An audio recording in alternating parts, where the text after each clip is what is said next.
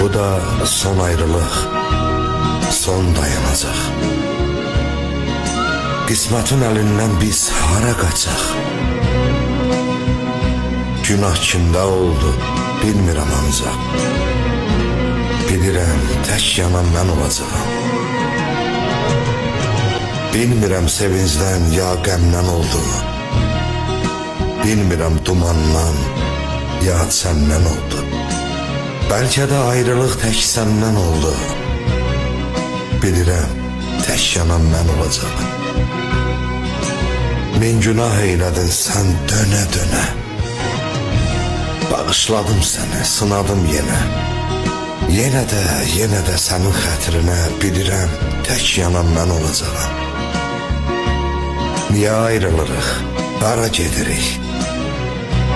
Vurub qəlbimizə yara gedirik. Bəlkə ikimiz də günah edirik.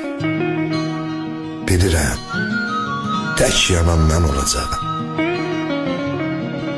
Bəlkə bir yuxudur, oyanmalısan. Bəlkə geri dönüb dayanmalısan. Cəhənnəm odunda sən yanmalısan.